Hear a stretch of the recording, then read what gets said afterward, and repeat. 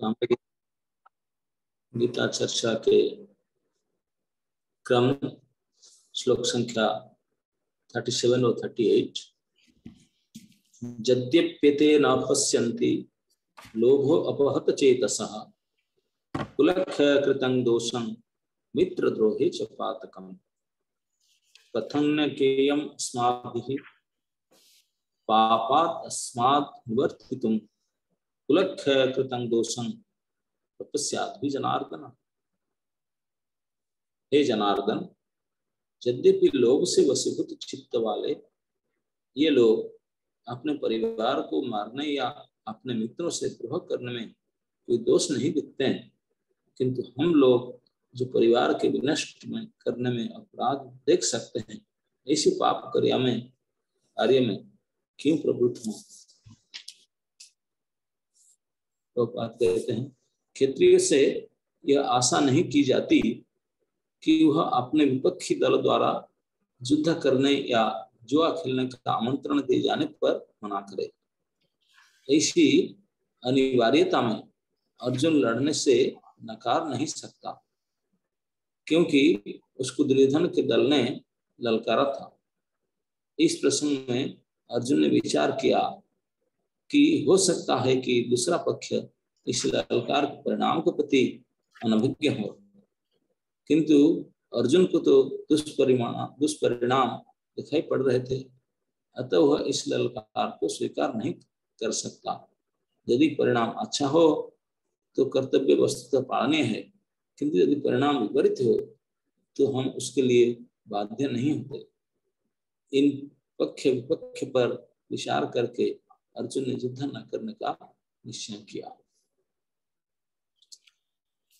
तो ये दो श्लोक में अर्जुन ने ऑलरेडी बोलना शुरू किया, अपना आर्गुमेंट अर्जुन कृष्ण के सामने रख रहे हैं कई दिन शब्द कि युद्ध ना करूं, और उनका मुख्य कारण है मोह हो चुका है उनके अंदर, जिस कारण से युद्ध से विरत होना चाहते हैं। आज के दो श्लोक में अर्जुन ने 2 पॉइंट और कहते हैं। एक तो है मित्रद्रोह और कुलक्षय। ये दोनों मेन पॉइंट के ऊपर आज कृष्ण को बता रहे हैं कि अगर हम युद्ध करें तो ये दोनों पॉइंट तो आएगा। एक मित्र के साथ द्रोह, ये पाप है, मित्र द्रोह च पातकम, और कुलक्षय कृतम दोषम, कुल नाश का, ये दोनों बड़े जघन्य परिणाम, बड़े पाप माने जाते हैं, क्योंकि कुल का नाश जो करता है उसको कभी भी कोई अच्छा नहीं मानते। कुलनाशी, कुलांगार। और यहाँ अर्जुन देख रहे हैं हमारे जो शत्रु के रूप में जो लड़ने के लिए खड़े हैं सब हमारे कुल वाले हैं।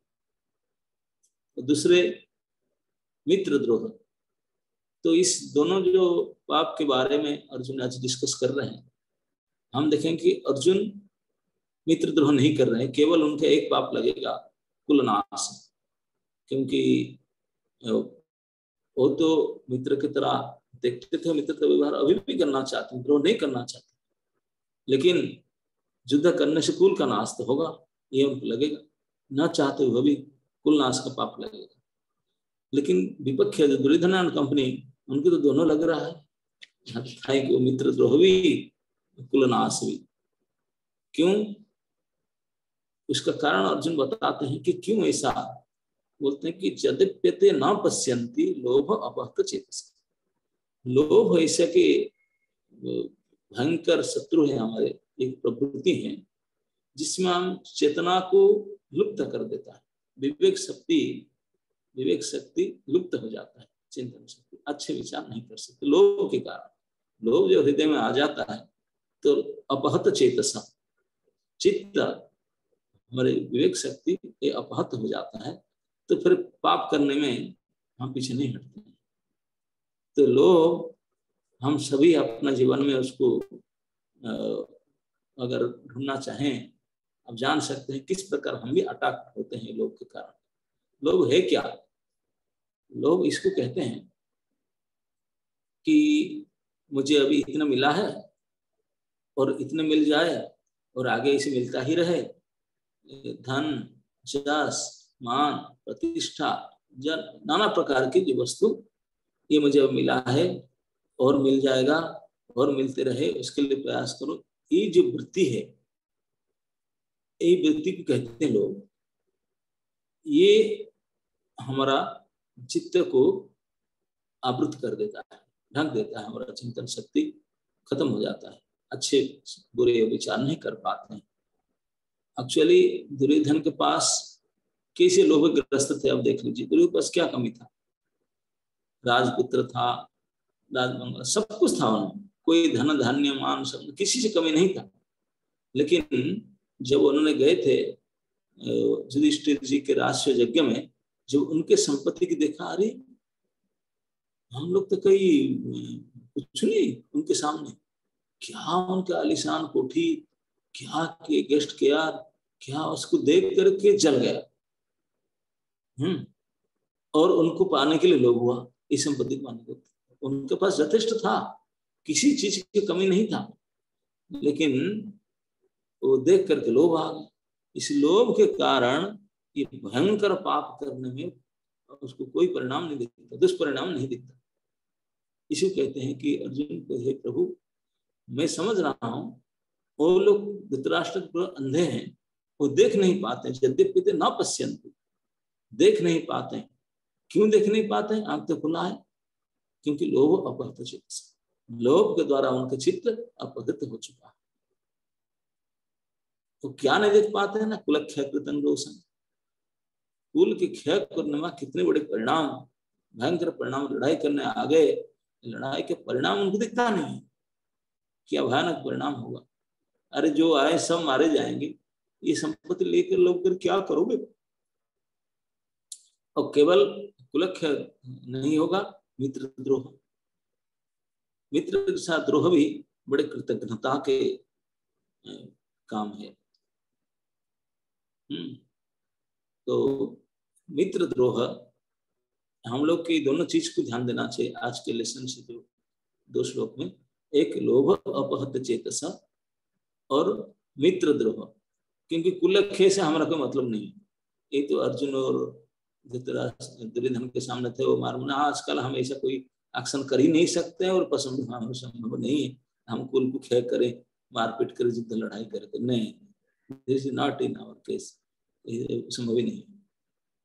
तो फिर भी किसी प्रकार से कुल के गौरव को बढ़ाना हमारा कर्तव्य है। कुल को तो क्षय करने का हमारा शक्ति तो है ही नहीं, सामर्थ्य नहीं है, लेकिन इसका मतलब नहीं है कि हमारे कुल को, जस को हम अपना कृति के द्वारा हम ऐसे कुछ काम करें कि हमारे घर में जितने हम लोग, हम दादाजी को, पिताजी को, हमारे परिवार के प्रति जो स्नेह, जो लोगों का धारणा था, हमारा वजह से, हमारा इस प्रकार की आचरण व्यवहार और कार्य की वजह से लोग बोले, अरे इनके लड़का ऐसे हैं, लोगों का नजर, तो हम कुलांगार कहलाएंगे। कुल के जस को, कुल को क्षय न करे, कुल को जस को क्षय करना भी हमें दोष लगता है। समझ गया ना? कुल के जो व्यक्ति हैं उनको कभी कभी मार नहीं पाते, हमारी ताकत नहीं, लेकिन हमारा गुण, व्यवहार, आचरण इस प्रकार हो तो हम कुल में जो हमारा बड़ाई था, लोग सब जानते थे कि इस परिवार में कोई गलत काम नहीं कर सकते, इस परिवार में इतने अच्छी सच्चाई है, इस परिवार हमेशा दयालु है, हमेशा हेल्पफुल है। तो ये सारे जो सद्गुण युक्त हमारा परिवार था, हमारा, जैसे कल गोपी जी ने बोल रहे थे, जगन्नाथ रीति सदा चली आई, प्राण जाए लेकिन वचन ना जाए, रघुकुल रति, जो भी हो। तो इस प्रकार के हमारे पूर्वजों ने सत्य को कैसे पालन करके आए थे, ये हमारे पूर्वजों की शिक्षा हमारा अंदर भी चलना चाहिए। हम उसी को आगे बढ़ाए, लेकिन इसको जस को लोप ना करें। जितने हमारे पूर्वजों ने अच्छे चीज कमा कर, अच्छे गुण अच्छे प्रकार से समाज में प्रसिद्ध हुए, तो उसको हम अपना आचरण और गुण प्रभाव से उसको नष्ट ना करें, पूर्ण नष्ट, कम से कम उसको बढ़ाए, नहीं तो मेंटेन करें, कम से कम बढ़ाए नहीं तो ये देखना चाहिए। बाकी और एक है हमारे केस में बड़ी प्रैक्टिकल, मित्र द्रोह। इसमें अर्जुन जो प्रश्न उठाते हैं, मित्र द्रोह ये एक बड़ा पाप है, मित्र के साथ द्रोह करना। हम इसी महाभारत केस में देख सकते हैं, द्रोणाचार्य और द्रुपद, ये दोनों क्लासमेट थे, and they were bosom friend. बहुत अच्छे मित्रता था इन दोनों के अंदर। बल्कि द्रोणाचार्य ब्राह्मण थे और अच्छे अंडरस्टैंडिंग, उसका नॉलेज था अच्छा। तो और द्रुपद राजपुत्र था, खान पान में आलसी था, वो इतने पढ़ाई में इतने होशियार नहीं थे, तो हमेशा उनके हेल्प लेते थे द्रोणाचार्य के। लेकिन अब बोलते थे, द्रुपद बोले देखो द्रोण, तुम तो ब्राह्मण पुत्र है, गरीब है, मैं तो राजपुत्र हूँ, लेकिन क्या करूं, तुम्हारा पढ़ाई लिखाई तो उस्ताद हो, अब मैं थोड़ा इसमें नहीं हूँ, लेकिन तुम मुझे मदद करो, तुम हेल्प करो, तो आगे चलकर तो तुम पुजारी कुछ बनेंगे, ब्राह्मण क्या बनेगा, ब्राह्मण का तो फ्यूचर ऐसे ही है भिख मंगा, लेकिन हम तो राजा बनेंगे, राजा बनेंगे तो हमारा मित्रता तभी काम, तो कुछ मैं आपके लिए कुछ भी कर सकता हूँ, बहुत हेल्प कर सकता हूँ, कुछ भी कर सकता हूँ। द्रोणाचार्य क्योंकि पक्के ब्राह्मण थे, ब्राह्मण का एक जो असली गुण होता है संतुष्ट, सेटिस्फाइड, जितने में है जद्रु छलाव, जितना है ठाकुर जी के पास इतने में सेटिस्फाइड रहे, ज्यादा लोभ ना करे। लेकिन आजकल कलयुग में ब्राह्मण बड़े लोभी हो गए, इसलिए ब्राह्मण तो खत्म हो गया। लेकिन ब्राह्मण का असली गुण है संतुष्ट, जितने रह गया लोभ ना करे, संतुष्ट। ये गुण केवल ब्राह्मण के नहीं, जितने भी सत्पुरुष हैं सभी का महान गुण है। जितने भगवत कृपा से हमको मिला, इसमें संतुष्ट रहना चाहिए। लेकिन उससे संतुष्ट नहीं होते हैं, लोभ बढ़ता है, तो लोभ के कारण हमारा बुद्धि हत होता है, चित्त अपहृत होता है, विवेक लुप्त होता है। तो इस लोभ के कारण हम कुछ भी करने के लिए तैयार हो जाते हैं। तो मित्र द्रोह, वो जो मित्रता था उनके अंदर, ग्रेजुएशन तक मित्रता अच्छा बना रहा, उसके बाद में दोनों का शादीशुदा हो गया, बड़े हो गए, फिर भूल गए, तभी दिमाग तो स्मार्टफोन नहीं था, कॉन्टैक्ट नंबर भूल गए होंगे, जो भी होगा कम्युनिकेशन रहा नहीं होगा। तो द्रोणाचार्य शादीशुदा करके, वो गरीब थे ब्राह्मण बेचारे, भिख मांगने चलते थे, उनके पुत्र हुआ अश्वत्थामा की। तो एक समय उन्होंने देखे कि वो अश्वत्थामा को अपने स्कूल में जाकर आता था, अपने स्कूल के फ्रेंड, वो लोग बोले कि तुम माँ का दूध नहीं पिया, हम लोग दूध पे क्या है, वो बेचारा दूध सचमुच पिया नहीं था, दुबला पतला था। तो आकर के मम्मी को बोला, मम्मी दूध क्या होता है, मैं दूध पिलाओ। मेरे सारे फ्रेंड कहते हैं दूध नहीं पिया, दूध पीने के लिए जो बोला, तो माँ के पास दूध तो था नहीं, गाय तो थे नहीं। तो पीने, अब बच्चा रो रहा है, तो उनको सेटिस्फाई करने के लिए उनका घर में जो चावल था कुछ सफेद का, तो उसको पानी में डाल करके उस चावल के पानी को बोला यही दूध है बेटा, उसको पिला रहा था।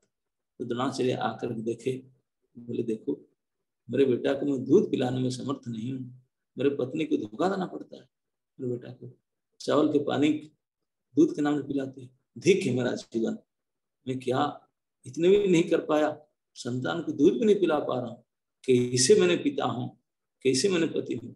तो बोले बोले क्या करूं, मैं भिखारी तो हूँ, इतने सारे ज्ञान सब कुछ होते हुए भी मेरे पास धन नहीं है, मैं पुत्र को पालन ठीक से नहीं कर पा रहा हूँ। तो बोले याद आया उनके मित्र के बारे में, बोला द्रुपद महाराज तो अभी महाराज हो गया, राजा हो गया, पहले मेरे फ्रेंड था, और मुझे कितने हेल्प किया हूँ, तो अभी जाता हूँ, मुझे कोई ज्यादा नहीं चाहिए, एक गाय मांग लूंगा बछड़ा वाला, तो हमारा उसको पालन करेंगे तो मेरे। तो इसलिए एक गाय मांगने के लिए वो गए, और मन में पूरा विश्वास था, जब एक अच्छा मित्र है और मैं कितने मदद भी किया था, उन्होंने मैंने वचन भी दिया था, बोले अब मैं एक आगे चल के मैं राजा होऊंगा तो I will help you lot, पहले बताया भी था। लेकिन क्या करें, ही होता है, आप मित्रता बना रहेगा, लेकिन ये धन आ जाता है, प्रतिष्ठा आ जाता है, पोजीशन पोस्ट पोजीशन आ जाने से ये मित्रता भी आंच आ जाता है मित्रता में।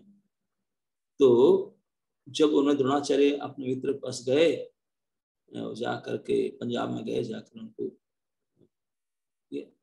द्रोणाचार्य तो भिखारी वेश में थे, भिखारी थे, तो जाकर के राज दरबार में पहुंचे पंजाब में, और दरबारी के लोग बोले कि मैं राजा का मित्र हूँ, राजा के साथ मेरा बहुत अच्छा पहचान है, आप मुझे मेरे मित्र राजा से मिलना है। तो सिक्योरिटी बोले आप कैसे मित्र हो सकते हैं, राजा है तुम भिखारी हो, हम कैसे एक्सेप्ट करेंगे, आपके आईडी प्रूफ दिखाओ, फोन नंबर बताओ। बोले ये सब मेरे पास कुछ है नहीं, हम गरीब ब्राह्मण, लेकिन आप जाकर बताओ मैं उनका मित्र हूँ, मेरा नाम है। तो जा करके राजा कुछ बैठा था कुछ काम में द्रुपद ने, तो जा करके जब उनके लोग बताया कि आप महाराज आपका कोई मित्र आया है, मित्र हाँ वो भिखारी है, राजा को ठेस पहुंचे, भिखारी आप लोग पागल है क्या, भिखारी मेरा मित्र कैसे हो सकता है? महाराज वो तो जिद पकड़ा कि मित्र आपसे मिलना चाहता है, कौन? तो फिर भी वो आए द्रोणाचार्य, जब आकर देखे तो द्रुपद ने बोला तुम मेरे मित्र कैसे हो सकते, क्यों मुझे मित्र करके कहते? अरे मैं राजा हूँ, राजा का मित्र राजा होना चाहिए, राजा का मित्र को भिखारी हो सकता है क्या? हट यहाँ से। आप क्या मांगने के लिए कहें? वो आया था बेचारा एक गाय मांगने के लिए, राजा के लिए एक गाय तो कुछ भी नहीं है, इतने तुच्छ अति तुच्छ था। लेकिन जब इस प्रकार डीलिंग किया अपने मित्र ने, इसी बोलते मित्र द्रोह, इतने उनको ठेस पहुंचा, कितनी बड़ी आशा लेकर आया था छोटी सी चीज मांगने के लिए, और कितने उनकी हेल्प किया था, मित्रता कितने जबरदस्त था ग्रेजुएशन तक।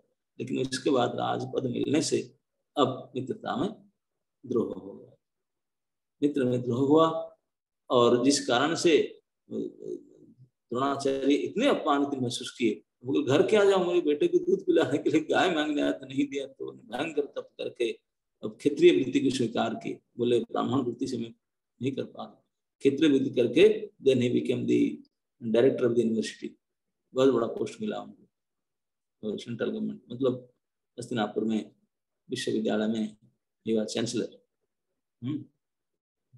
तो और आगे चल के केवल इतना नहीं, इतने करके बोला मैं बदला लूंगा, क्षत्रिय का बदला लेने का भाव रहता है। आपने शिष्यों को पढ़ा करके, द्रुपद को पढ़ाई करके हरा करके उनका आधा राज्य ले लिया, आधा राज्य लेकर फिर वापस भी कर दिया। तो द्रुपद भी जो उस अपमानित होकर के जंगल में तपस्या किया, घोर तपस्या कर द्रोणाचार्य को मारने के लिए यज्ञ किया, उससे द्रौपदी और द्रुपद पैदा, मतलब कितने बड़े, केवल मित्र द्रोह के कारण कितने बड़े स्थिति उत्पन्न है।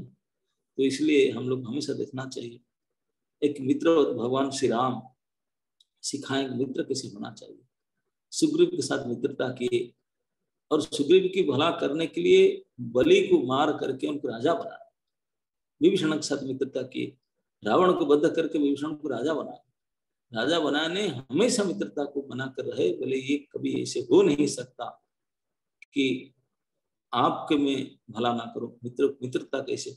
बानर होते हुए भी भगवान राम उनको अपने गाड़ी में अपने पास पुष्पक विमान में बैठा करके अयोध्या लेकर गए थे, अयोध्या में लेकर के ऐसे ट्रीटमेंट किए, बाकी अयोध्यावासी बोले ये बंदर कहाँ से ले आए, बोले नहीं हमारे परम मित्र, किसी प्रकार से उनके ट्रीटमेंट उनके साथ डीलिंग जैसा नहीं किए ताकि उनको भी पता चले कि हमको इस दृष्टि से ही दृष्टि से नहीं, इतने सम्मान की दृष्टि से देखते थे हनुमान सुग्रीव आदि को, जामान आदि को, भले वो शरीर में रीछ और बंधन थे, भगवान तो कितने सुकुमार, लेकिन फिर भी मित्रता को इतने निभाए। तो इस प्रकार मित्रता को वचन मित्र के साथ ऐसे मित्रता बनना चाहिए कि यही जीवन का बहुत बड़े, क्योंकि हम सभी का कोई ना कोई मित्र है, मित्र होना आवश्यक है, मित्र के बिना हम किसी कार्य में सफल नहीं हो सकते।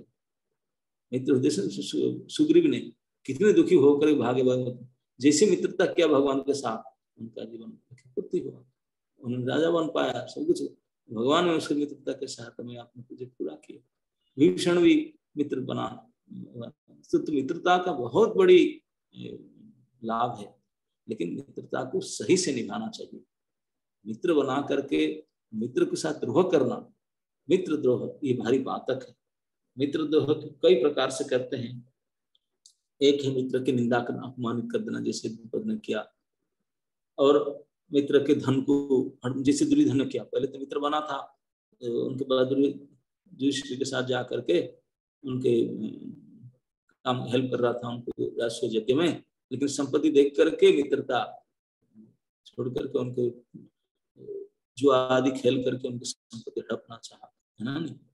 और जो उन्होंने मित्र समझ करके जो सेकंड टाइम जुआ में खेल करके बोले कि ठीक है 12 साल हम जाते हैं, तो 1 साल अज्ञातवास वापस आएंगे, उनको दे देना चाहिए था, नहीं, संपत्ति हड़प रहा था, उनके मौके पर निंदा करना, उनके ऊपर क्रोध करना, अकस्मात बैर बांधना, और कोई काम बनाने के लिए केवल मित्रता करना, अंदर में माने मुंह में राम राम बगल में छुरी, इस प्रकार इसको मित्रद्रोह कहते हैं। इस प्रकार ये पाप है।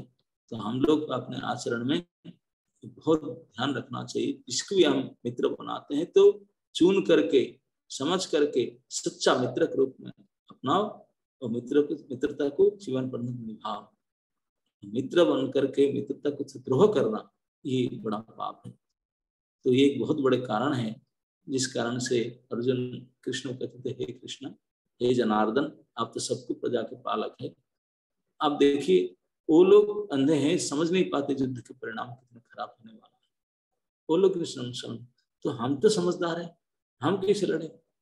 उनको पता नहीं ये कितने सारे हमारे सामान्य कुटुंब जो कुल नाश होता है तो किसी मित्र इस प्रकार दोस्त से दूसरी तरफ वो लोग करते हैं। तो उनको देख करके हम लोग तो जानकार है, वो अज्ञानी है, वो अज्ञानी है, गलत करते तो हम जानकर भी उसे गलत करेंगे। हम क्यों लड़े? जो कुछ करना उनको करे, हम ना करें। इस प्रकार से अर्जुन अपना जुक्ति रख रहे थे भगवान के सामने कि विशेष करके हम मित्र दोष से बचे और कुल खेल से बचे, इस कारण से हम लड़ाई ना करें। Hare Krishna. Hare Krishna. Thank you so much Maharaj. Maharaj, I learn that जब हम सेटिस्फाइड नहीं होते और हम ग्रेटफुल नहीं होते भगवान ने इस समय हमें दिया है, तो हम बहुत ग्रीडी हो जाते हैं। और अगर हम अपने रिलेशनशिप्स का सेंटर ग्रीड बना देंगे तो वो मित्रद्रोह हो जाएगा। हम लोग रियल फ्रेंडशिप नहीं निभा पाएंगे, जैसे द्रुपद और द्रोणाचार्य के केस में देखा। पर अगर हम कृष्ण को सेंटर में रखेंगे तो फिर गुड क्वालिटीज होंगी उस रिलेशनशिप में, then we will be able to be good friends and फिर हम वो फ्रेंडशिप निभा पाएंगे। तो in Gita academy also there are so many good friends that I have got, like Gopi, Janvi and others. So I will try my best, Maharaj, to have good friendship with them और अपनी greed और अपने अनर्था उसको बीच में नहीं लाने। And महाराज आपने बताया कि अच्छा आचरण रखना है ताकि जो कुल है उसका यश बढ़े, तो अपने गुड आचरण रखना है हमेशा। Krishna, if anyone has any question. Yes, हाँ Raj. हाँ, हरे कृष्ण महाराज। महाराज आपने बोला कि जो मित्र द्रोह है वो अर्जुन की साइड से नहीं हो रहा था, अर्जुन मित्र द्रोह नहीं कर रहे थे, पर महाराज द्रुपद तो अर्जुन की साइड ही थे, वो भी तो द्रोणाचार्य से मित्र द्रोह ही कर रहे थे। क्या कर रहे थे? द्रुपद मित्र द्रोह ही तो कर रहे थे युद्ध के समय, मतलब द्रोणाचार्य से। द्रुपद को किए थे तभी तक, तो जब किए थे तभी अर्जुन के साथ उनका कोई रिलेशन ही नहीं था द्रुपद का, तो अर्जुन को क्यों खींचते? द्रुपद का शादी नहीं हुआ था, जब वो स्टूडेंट बने तभी ये शादी, ना तब तो स्टूडेंट बनकर के लड़ाई किए थे। द्रुपद से अर्जुन का क्या है? तभी नाता का स्थान। ये द्रुपद और द्रोण का बात। जी जी महाराज। महाराज आपने बताया कि यहाँ पे अर्जुन दो पॉइंट्स रख रहे हैं कि अगर ये युद्ध होता है तो हम दो चीजें गलत होगी, एक मित्र से द्रोह होगा, एक कुल से नाश होगा अगर हम युद्ध करते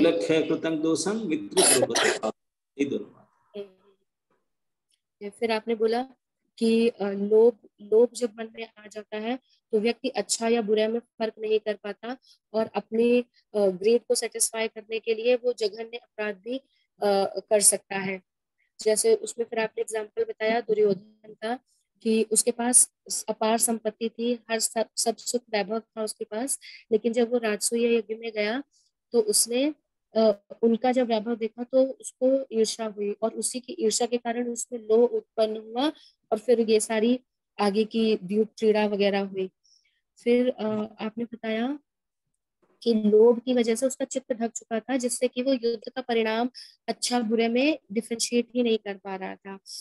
अब इन सारी प्रकरण से हमें ये समझने की जरूरत है कि मित्र द्रोह कुल का नाश तो आपने बोला कि हम नहीं, मतलब इतना अभी नहीं कर सकते हैं, लेकिन हमें कोशिश करनी चाहिए कि हम अपने कार्य से अपने ऐसे कार्य करें जिससे हमारे कुल का यश बढ़े, हमारे माता पिता का को हम पे उनका यश बढ़े हमारे कार्यों से। और फिर आपने बीच में एक बहुत बहुत इंपॉर्टेंट पॉइंट बताया कि जो एक ब्राह्मण होता है उसके लिए सबसे इम्पोर्टेंट है कि उसके पास जितनी भी संपत्ति है वो उससे संतुष्ट रहे, उसको लोभ में ब्राह्मण ने ये वैसे एक नॉर्मल ह्यूमन बीइंग के लिए भी आपने बोला कि ये इम्पोर्टेंट है कि हमें संतोषी रहना चाहिए। फिर हमें मित्र, क्योंकि आप मित्र पॉइंट पे ही बोल रहे थे, फिर आपने भगवान राम का एग्जाम्पल दिया कि उन्होंने किस तरह से मित्रता निभाई सुग्रीव, हालांकि वो एक वानर के शरीर में थे, पर फिर भी उन्होंने उन्हें अपने समकक्ष रखा, अपने साथ में बिठाते थे, उन्हें अयोध्या लेके आए, उनको पूरा एक चाहे सुग्रीव हो चाहे विभीषण हो, उनको पूरा मित्र वाला ट्रीटमेंट दिया।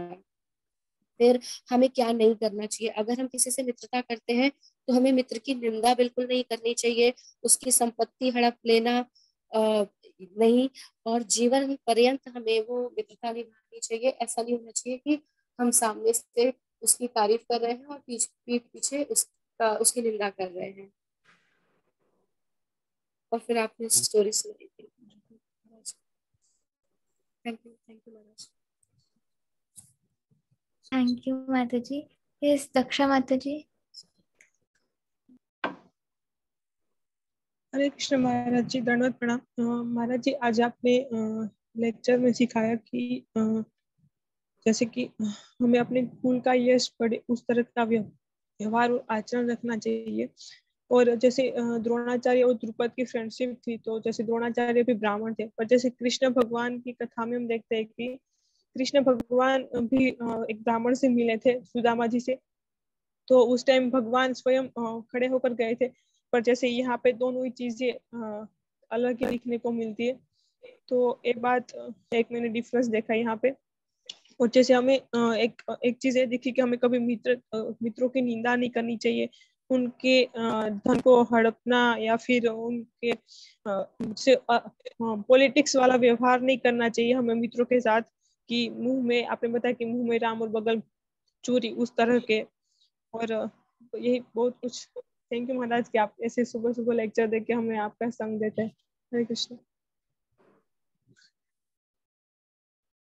Krishna, thank you so much. Maharaj, I also had one question. Yes.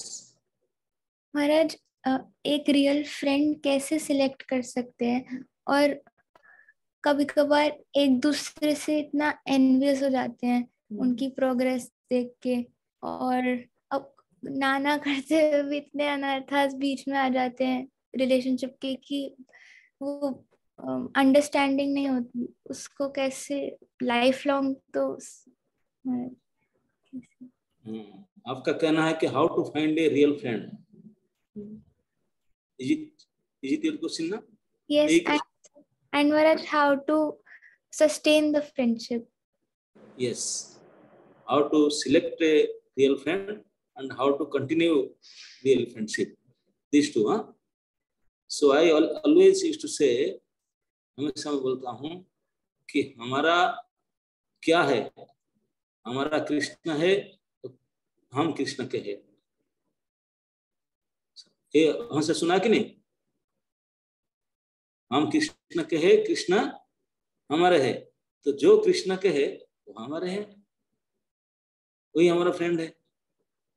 जो कृष्ण के प्रति समर्पित भक्त है वही हमारे फ्रेंड। तो सिलेक्शन के फॉर्मूला आपको पता चल गया, how to select? Yes, Maharaj. Yes. So now the second question is maintaining. As long as that friend is that who is Krishna-centered friend is maintaining his devotion and surrender to Krishna, that love you to maintain him and respect. The moment he is coming down from that, not following the surrender to Krishna, not surrendering to Krishna, doing something against it, will of Krishna, then he is no more your friend. Finish. Because your action, your thinking, your feeling, your behavior should always be centered around Krishna only. So whoever related to that, they will be our friends. And as long as they are maintaining, they will maintain. And the moment they fall down, then they go. ये हाथ जोड़ देना भैया, कृष्ण के नहीं है तो हमारे भी नहीं। हमारा जिसमें फिर ऑफेंस भी नहीं होता। ऑफेंस कुछ भी हो जाए, कृष्ण के लिए तो हम ऑफेंस क्या, गला काटने के लिए तैयार हो जाएंगे। ऑफेंस में डरने के क्या? गोपियों ने अपने चरण धूलि देने के लिए, नारद जी बोली, what you want to give your dust from your feet to Krishna will put in his head. नारे भाड़ में जाए पाप पाप, कृष्ण ठीक हो जाए वही बड़ी बात है। तो ऑफेंस को डर करके कृष्ण की सेवा में बच्चे हो जाएंगे ना, नहीं, ऐसा नहीं होना चाहिए। हमारा ऑफेंस में बस किसी जो कृष्ण को प्रसन्न करना, कुछ भी ऑफेंस करके तो वही बड़ा। ऑफेंस करके कृष्ण से हट जाए तो ये ऑफेंस मतलब क्या है, बचने का मतलब क्या? Got it? Yes Maharaj, thank you so much. Maharaj अभी हम और कितने क्वेश्चन ले सकते हैं टाइम के हिसाब से? क्या ले सकते हैं, क्या करते हैं? There are many hands raised महाराज, और कितने? But I am not seeing any hands. दो तीन तो बोल रहे थे, उनका रूप नहीं दिखता था, केवल शब्द सुनाई पड़ रहा था, है ना? नहीं, so we will take one last one. Surekha माता जी। हरे कृष्ण महाराज। महाराज मेरा क्वेश्चन तो नहीं है, लेकिन एक छोटी सी रियलाइजेशन है। जैसे आपने कहा ब्राह्मण जो है उसको कभी भी लोभ नहीं होना चाहिए, ये ब्राह्मण का गुण है। और श्रील प्रभुपाद अपने लेक्चर्स में हमें बारंबार कहते हैं कि जो भी कृष्णा कॉन्शियसनेस में आ गया उसको ब्राह्मण पद से भी ऊपर वैष्णव पद तक उठना है। तो महाराज समटाइम्स मैं ये रियलाइज करती हूँ कि ये जो मटेरियल थिंग्स का लोभ है वो तो हम कहीं ना कहीं कैसे न कैसे कंट्रोल करते हैं। I think it is easy to control material लोभ, लेकिन जो वो मान प्रतिष्ठा का लोभ है वो बड़ा ही सटल है और उसको कंट्रोल कर पाना बहुत बहुत ही ज्यादा मुश्किल है। मैं अपने निजी जीवन से कह रही हूँ कि इसको बड़ी मुश्किल से कंट्रोल कर पाते हैं। महाराज इसका कुछ तो टेक्निक्स बताइए और कुछ प्लीज हमें अपनी ब्लेसिंग्स दीजिए कि हम इस लोभ को भी कंट्रोल करके अपने वैष्णव पद पर ऊपर उठ सकें। महाराज यही रिक्वेस्ट है बस मेरी, आप ब्लेसिंग्स दिया करें हमेशा हमें। जी आपका जो समझ है कि ये मटेरियल लोभ और मान प्रतिष्ठा इज नॉट मटेरियल लोभ, ये ठीक नहीं है। मान प्रतिष्ठा भी मटेरियल लोभ है, उसमें स्पिरिचुअल कुछ है नहीं। First position that is also material. धन संपत्ति जिसको मानते वही मैटर, वो भी that is also matter, only it's cross it's shuttle, both are matter, दोनों ही मटेरियल है। स्पिरिचुअल तो जो भगवान और भगवान के संबंधित है बस वही है। ये मान प्रतिष्ठा, हमारे भगवान कहते हैं कि अगर भगवान की भक्ति करना है सबसे पहले अपने को नीच मानना होगा, दीनहीन मानना होगा, मान की आशा छोड़ना पड़ेगा, सबको मान देना पड़ेगा, तभी कोई भक्ति शुरू होता है। तो इसमें फिर मान बढ़े का प्रश्न ही क्या होता, ठीक है नहीं? We should practice these four things. नीचता, दीनता, सहनशीलता, अमानिता, मानता, है ना? नहीं, नादपि सुनीचेना तरुरपि सहिष्णुना अमानिना मान देना कीर्तनीय सदा हरि। हमारा हरि कीर्तन, ये चार चीज को प्रवेश होना चाहिए। तो फिर खत्म का, फिर शटल क्या, ग्रस क्या, कोई लोग हो, सब जीरो हो जाए। Okay ji ji Maharaj, thank you. Thank you Maharaj. Gopi आप शॉर्ट में शेयर करोगे please? Hare Krishna Maharaj ji, please accept my pranams. Thank you so much for the wonderful Japa talk. महाराज आज की लर्निंग ये थी कि आपने बताया कि आज के टाइम पे हम वैसे तो अपने कुल का नाश नहीं कर सकते लड़ाई झगड़े से बट अगर हमारा व्यवहार अच्छा नहीं हुआ तो फिर हमारे कुल का नाश हो सकता है। So we are so grateful that we have such a glorious family, such a glorious गुरु परंपरा, शिला प्रभुपाद की फैमिली में है हम। महाराज प्लीज ब्लेस कि हमारे एक्शन ऐसे हो सके कि अगर हम उसका कुल की मान को बढ़ा नहीं पाए तो एटलीस्ट मेंटेन तो करके रख पाए, उसको खराब ना करें। Thank you so much. Thank you so much. Thank you so much Maharaj.